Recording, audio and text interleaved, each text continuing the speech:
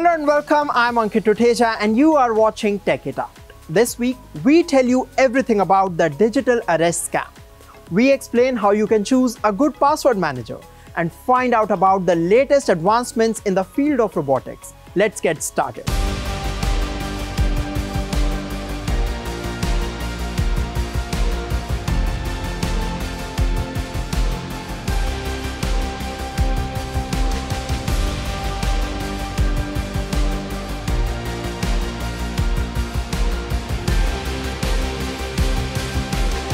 On Tech It Out, we keep warning you about online scams that can empty your bank account.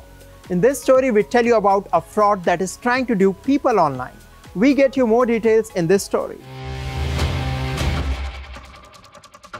In today's digital age, cybercrime has become a significant concern.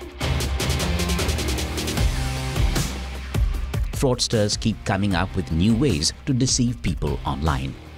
Digital arrest scam is one such. In the last few months, many people in India have lost a lot of money to this scam. Let's understand how the digital arrest scam works. In the scam, the victim typically receives a video call from fraudsters pretending to be law enforcement officials. Criminals use technology to create sophisticated setups to enhance their credibility. For instance, fake officers and uniforms are used to appear legitimate. Scammers claim the victim is under investigation for selling illegal items like drugs or fake passports. Naive victims are intimidated and forced to self-arrest or self-quarantine themselves, hence the name digital arrest. Fraudsters threaten the victim with legal consequences and create panic. They use fear to compel the victim to comply with financial demands. The idea is to extort money. In certain situations, victims are coerced into being visible on video calls until the demands are met.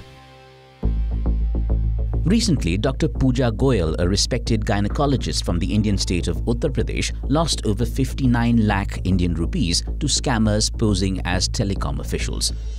Dr. Goyal was held under digital arrest for 2 days. In a similar case, a man from India's Hyderabad lost over 1 crore rupees to fraudsters. So now that you know what digital arrest scam is, here is what you can do to protect yourself against such scams. Firstly, always verify the caller's identity before taking any action. Be suspicious if the person on the call demands immediate payment or sensitive information. Secondly, avoid sharing personal or financial information over the phone unless you are certain of the caller's identity. Thirdly, beware of requests for immediate payments on unsolicited video calls. Fourthly, use the cybercrime website to report any suspicious calls, messages, or identities. Last but not least, stay updated with advisories issued by the Indian government regarding new scam tactics and preventive measures. So remember, if you receive a video call from an unknown number, let caution be your answer.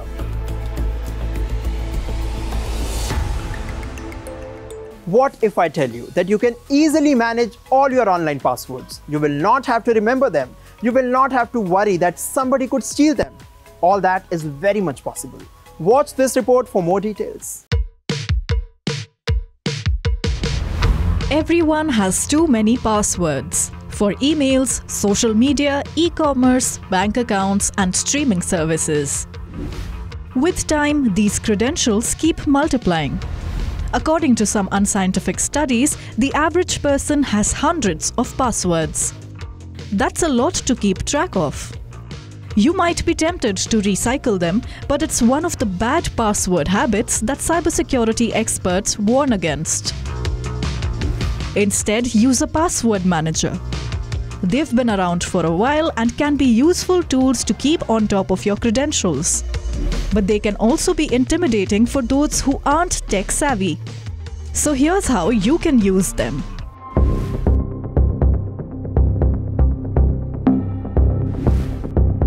Many people use the same password for all their online accounts, mainly because it's the most convenient thing to do. Never do that. If your credentials are caught in a cyber breach, the hackers could try using the stolen passwords to get into other services. Also, don't use easy-to-guess information in your passwords, like your birthdays, names of family members, favorite sports teams, or simple phrases like ABC123. The best strategy is to use a different password for each account. The longer and more complex, the better. Also, whenever possible, enable two-factor authentication for your online accounts. Having said that, it's impossible to remember all those various codes. So let a password manager do the job.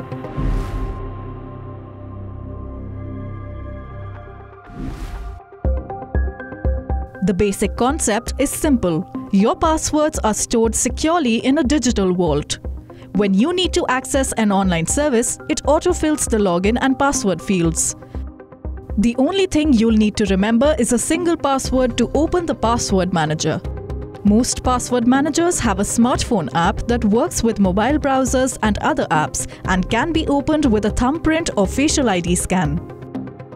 If you're using a computer, you can also log in to your password vault through a browser plugin or by going to a website. A good password manager should also be able to generate complex passwords with letters, numbers, and symbols whenever you set up a new account. Password managers also protect you from phishing scams. A password manager won't automatically fill in the details if the web address doesn't match the one linked to the saved password. They don't just store passwords. For example, you can save bank and credit card pins too. Many also support passkeys, a new technology that companies like Google have been rolling out as a safer alternative to passwords.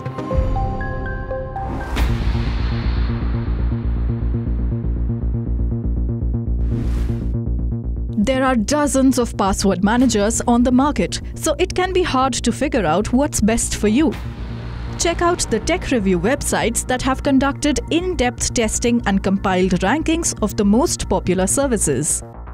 If you want to nerd out, users on Reddit have drawn up spreadsheets with side-by-side comparisons. You should also know that most services have free and paid versions. The paid options typically cost a few dollars a month, while the free offerings tend to have restrictions like allowing only one device to be logged in at a time or limiting the number of passwords you can store. Note that a good password manager will work across different devices and platforms. Some better-known platforms include 1Password, Bitwarden, Dashlane, Bitdefender, NordPass, Keeper, and KeepPass.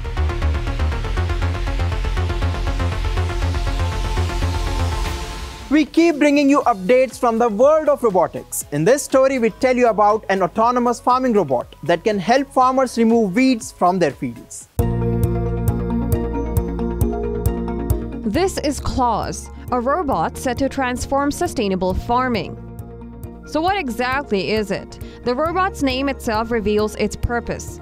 CLAWS stands for Concentrated Light Autonomous Weeding and Scouting. Developed by Earth rover, this innovative robot is engineered to assist farmers with weed control and crop monitoring. It uses the power of artificial intelligence and robotics. Interestingly, the farming robot has been designed to reach challenging areas typically inaccessible to farmers or other equipment. Not just that, the key to its weed-fighting ability lies in its patented concentrated light technology. It targets and eradicates weeds without harming nearby crops or the soil. It takes an individual photograph and assesses the crop beneath it, identifies the crop, protects that, and then identifies the weeds around it and says, "They're enemy, I'm targeting those." And that all happens in a split second and starts shooting at the weeds. According to its creators, this approach is not only effective but also sustainable. It reduces greenhouse gas emissions that often results from soil disturbance. CLAWS is equipped with 8 advanced cameras for comprehensive crop health monitoring. It utilizes AI-driven computer vision to gather real-time data, which is relayed to Earth rover's farm control and intelligence system. This allows farmers to make informed and timely decisions about their crops' health and development. Powered by batteries and solar energy, the robot operates autonomously across various terrains and weather conditions.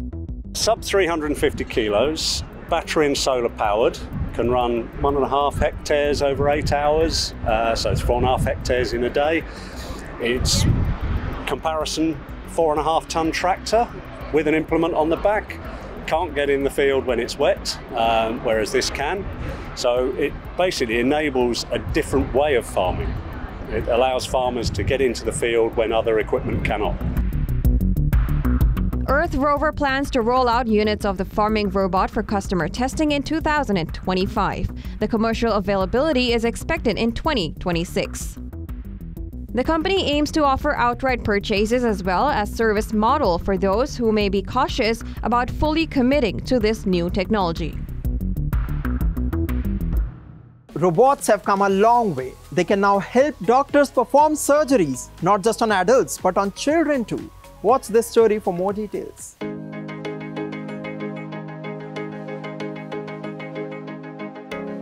This might look like an ordinary operating room at first glance.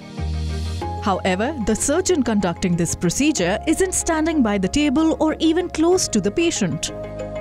Instead, robotic arms are meticulously performing the intricate task of clearing an obstruction from the patient's kidney and ureter.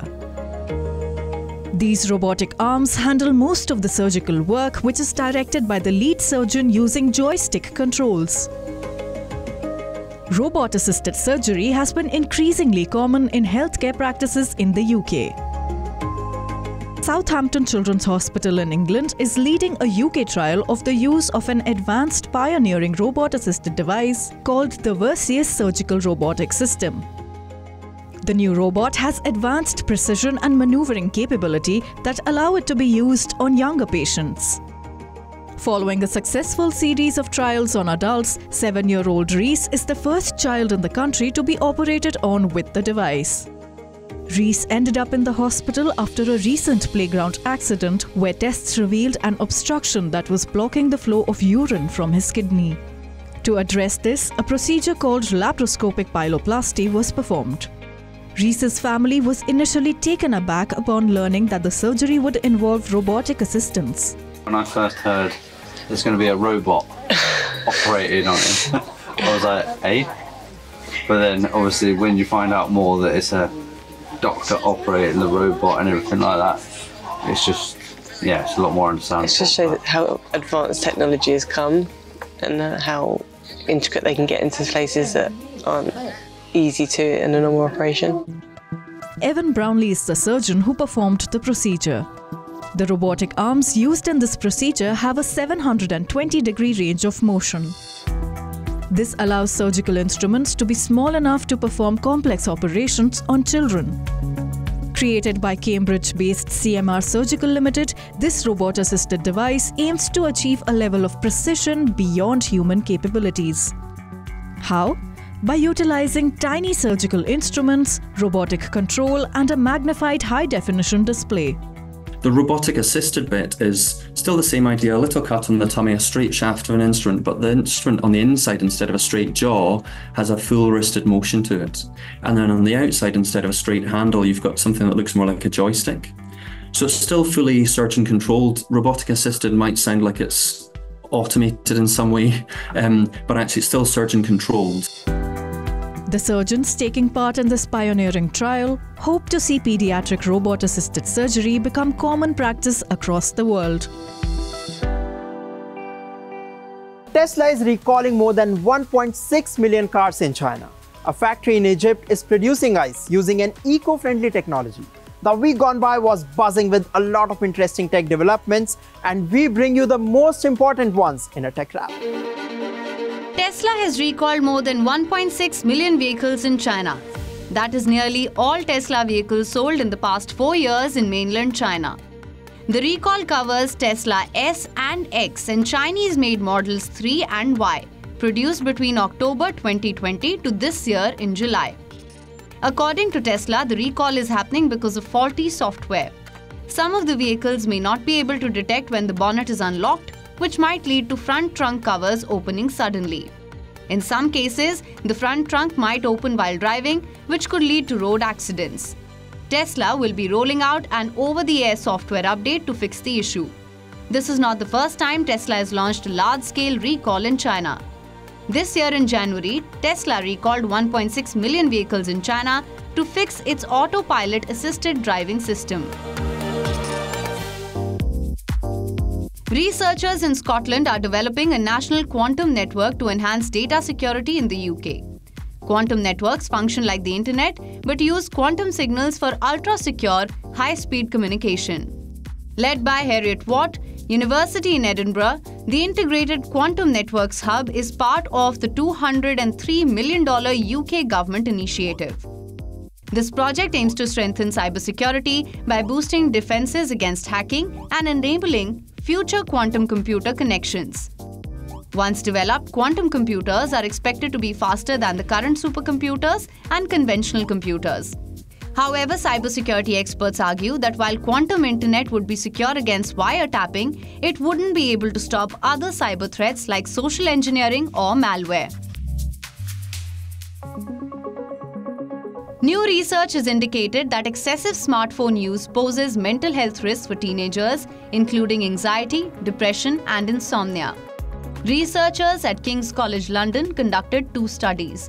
One involved 657 teens aged 16 to 18 and another with 69 children aged 13 to 16. Problematic smartphone use is a construct that researchers have come up with to describe a pattern of smartphone use which shares some similarities to the way other people would talk about their behavioural addictions, so things like problem gambling, gaming disorder. The study found that problematic smartphone use is linked to higher levels of mental health issues in some teenagers. Teens with problematic smartphone use were found to be twice as likely to suffer from anxiety and 3 times as likely to experience depression. Researchers say screen time was not linked to anxiety or depression in older teenagers, but it was associated with insomnia.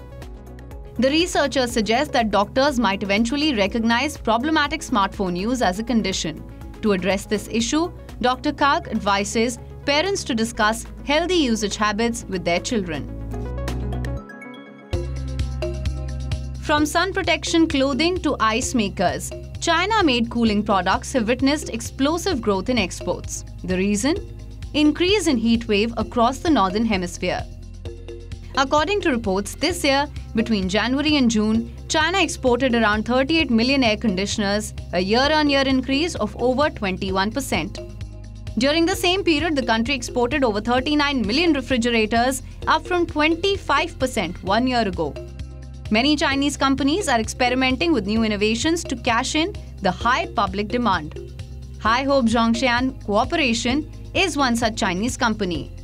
Based in East China's Jiangsu province, the company has shipped more than 200,000 pieces of cool fabrics they developed since the beginning of summer. One of the new products the firm has launched is a temperature-sensitive fabric, bringing in orders worth $200,000. There is no color on the fabric at room temperature. When we place an ice cube here and the temperature drops, the color appears. One of the driving forces behind China's cooling product exports is fast delivery. Chinese ports have optimized services to speed up the shipping of cooling products to consumers around the world. A factory in Egypt is producing ice in an environmentally friendly way. Called the ice ashery technology, the eco-friendly ice produced at -60 degrees Celsius using materials designed to produce food-grade ice that is free of viruses.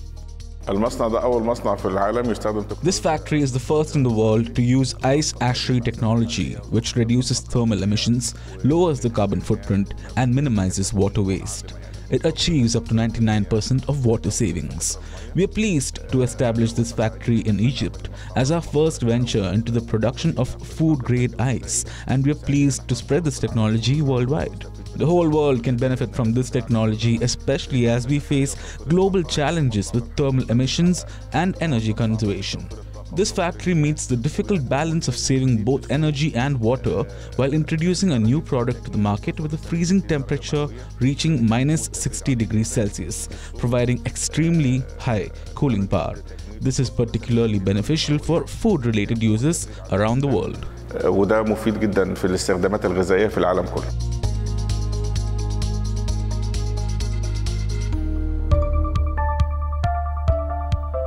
Have you ever wondered how exactly beetles fly? How exactly do they deploy and retract their wings? Or do they use muscles, or is the process passive? Scientists in Switzerland use high-speed cameras to study the insects. So in this study, we used high-speed camera to capture the three-dimensional wind motion of the beetle during the wing deployment and retractions. And we found that for the wing deployment, the beetles goes into the two-phase process. In the first phase, they just the fully release of the electrode trigger the partial release of the high winds. And then the beetle enter to the second phase by just starting flapping. And during this procedure is continue to elevate the wind base and then unfolding the wingtip to the fly position. Eventually, scientists translate the mechanism into flapping robots to confirm their findings. The robot shows that simple flapping motion enables effortless elevation of the robotic wings, exactly what was observed in the beetles. Like the insects, the robots are also able to deploy their wings for takeoff, perform stable hovering, and quickly retract their wings when landing. The findings not only help scientists understand the locomotion strategies of insects, but they also have implications for the development of small flapping wing robots. Well, that's all we have for you in this episode of Tech It Out. We will continue to bring you exciting inventions and updates on the latest gadgets. I will be back soon. Until then, keep watching WION World is One. And yes, don't forget to follow us on social media. For now, it's me, Ankit Tuteja, signing off.